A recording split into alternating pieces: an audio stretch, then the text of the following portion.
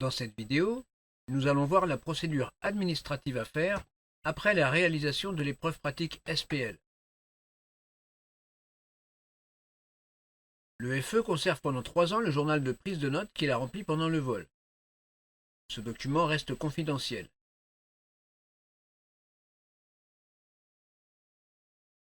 Il va remplir le document 31 Form Exa qui est proposé via GSASO sur l'onglet « Préparer la demande de titre » dans les opérations en attente. On peut également aller sur le site de la DSAC en tapant DGAC plus pilote de planeur dans un moteur de recherche, puis en cliquant sur Pilote de planeur, ministère de la Transition écologique. On arrive sur le site où on peut trouver tous les documents, qu'on soit simplement pilote de planeur, ou instructeur, ou examinateur. Ici, on va choisir examinateur. Et dans tous les documents disponibles, ici, on va aller chercher le fichier 31 Form Exa, qui est examen pratique et contrôle de compétences pour les licences de planeur SPL. Et on trouve bien ici le document à remplir pour l'examen pratique, avec les colonnes correspondant aux 4 sections, avec une colonne pour la première tentative, et une colonne pour la seconde tentative si jamais il y avait eu un passe partiel. On a ensuite sur la deuxième page le résumé de chaque exercice à faire pour chacune des sections. Et enfin, en troisième page, une attestation provisoire. Le candidat, lui, doit payer la redevance pour l'établissement de sa licence par la DSAC. Pour cela, il doit aller sur le site redevance.aviation-civil.gouv.fr. Il doit choisir planeur et voyons comment cela se présente. Donc là, vous êtes sur le site de la DGAC pour le paiement de la redevance SPL. Donc vous êtes avec le stagiaire parce qu'il va falloir qu'il crée son compte. Donc vous arrivez bien sur la licence de planeur et vous prenez bien la licence de planeur, hein, pas qu'à la qualification d'instructeur. Vous l'ajoutez au panier. Voilà. Et ensuite, vous allez sur votre panier et là, vous allez commander. Et naturellement, il va falloir donc que le stagiaire s'inscrive. Une fois qu'il aura créé son compte, le stagiaire sera invité à payer la redevance et obtiendra un justificatif de paiement qu'il devra nommer d'une façon clairement identifiable avant de l'envoyer par email à son responsable pédagogique. Voyons maintenant la suite de la procédure effectuée par ce responsable pédagogique. Donc pour procéder à la demande de titre, vous êtes là sur la page d'accueil de GSASO, vous allez dans Opération en attente. Voilà, et là on veut faire la demande de titre pour Victor Muller. Donc on va préparer la demande. Donc on prépare la demande, on lance, et là on va avec le stagiaire, ce qui est très important, avec le stagiaire, on va vérifier toutes ses données personnelles. La première donnée, c'est sa commune, c'est là où il habite. Donc, c'est juste pour qu'il soit enregistré sur la bonne DSAC. Ensuite, vous faites vérifier à votre stagiaire toutes ses données personnelles et c'est très important pour éviter et surtout aussi l'adresse mail parce qu'il va y avoir une demande de validation de sa part. Ensuite, vous avez deux fichiers que vous aurez préparés à télécharger. C'est d'abord le compte-rendu d'examen pratique que vous aurez rempli à la main et scanné. Donc vous avez préparé ce fichier. Donc moi je l'ai préparé et je l'ai récupéré dans mes téléchargements. Et là j'ai le compte-rendu SPL Muller, c'est celui-là. Donc là je l'ouvre et voilà. Donc vous voyez que ce n'est pas le même nom qui apparaît. Vous pourrez vérifier ensuite si vous enregistrez en mode brouillon.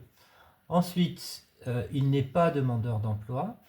Voilà, et donc vous aurez procédé d'abord au paiement, vous aurez un reçu, vous avez donc enregistré le fichier que vous avez nommé à son nom, donc là vous allez le chercher. Donc là, vous avez le paiement SPL pour Victor Muller, et vous l'ouvrez, et vous voyez que là, il vous le renomme en justificatif de paiement, et pas comme vous l'avez nommé.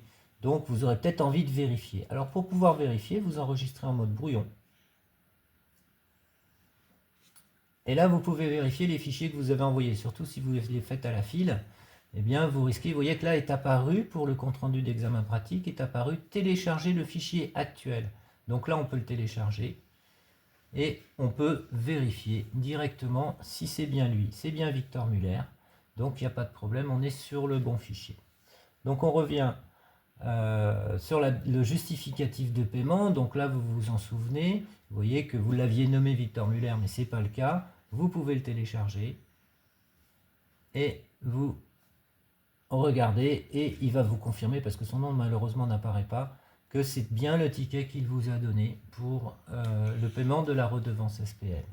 Donc on retourne là-dessus et normalement vous l'avez fait avant, mais vous pouvez aussi vérifier sa carte d'identité. Donc maintenant, c'est déjà enregistré en mode brouillon, vous avez tout votre temps, et bien vous avez tout vérifié, c'est bon, vous pouvez demander la validation de la demande par le stagiaire.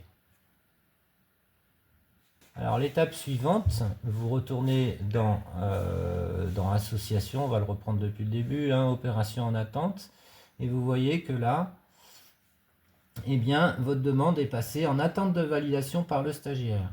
Donc là, eh bien, votre stagiaire il est à côté de vous, c'est pratique, ou alors vous lui téléphonez, vous lui dites de voir son adresse mail et donc de valider, de vérifier bien sûr lui aussi, hein, pour éviter les erreurs.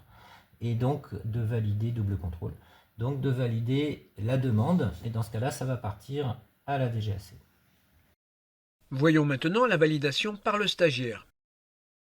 Il reçoit un mail lui signalant qu'il a une opération à valider, et cette validation se fait via GSasso. Il doit donc ouvrir sa fiche GSasso pour le faire. Donc là, en fin de compte, c'est Victor qui est devant l'écran sur son GSasso à lui. Hein, on le voit bien, c'est bien Victor Muller qui est connecté et il vient de recevoir la demande en fin de compte, hein, qu'on vient de faire, et donc il va devoir la consulter et la valider. Donc là tu peux cliquer dessus. Voilà, alors donc la validation est possible, hein, par GSasso. Donc là, validez la demande de titre, votre club a complété votre demande, vous devez vérifier les informations saisies et les valider pour les envoyer à l'organisme. Alors attention, c'est important, c'est-à-dire nous on a vérifié, mais toi tu vérifies encore, parce que ça va partir à la DSAC, hein. Et là c'est du papier officiel qu'on envoie. Donc là tu vérifies, hein, si tout est bon pour toi, tu prends le temps, et puis après tu descends. Et là c'est bien, le choix de la licence, c'est bien une SPL sans TMG pour l'instant, hein, puisque tu n'as pas passé ta TMG.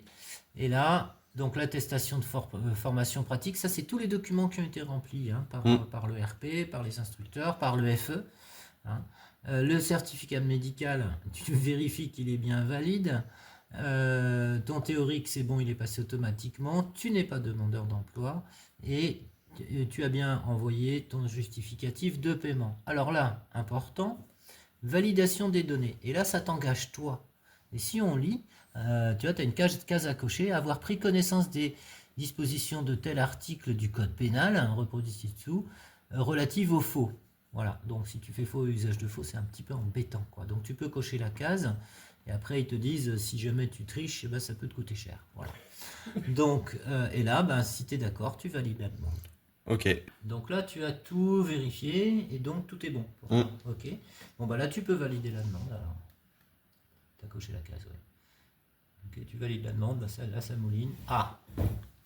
Alors...